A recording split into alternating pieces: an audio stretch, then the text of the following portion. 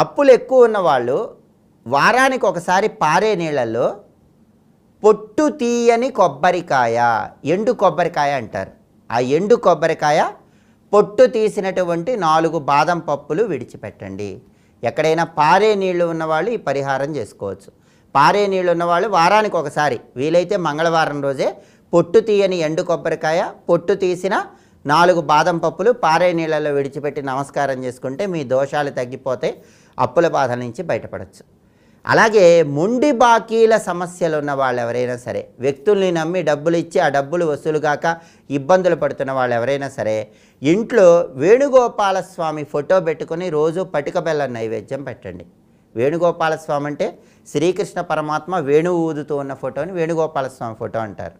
ఆ వేణుగోపాలస్వామి ఫోటో పూజా మందిరంలో పెట్టుకొని రోజు పటిక బెల్లం నైవేద్యం పెడుతూ ఉంటే మొండి బాకీలు తగ్గిపోతాయి. ఎలాగ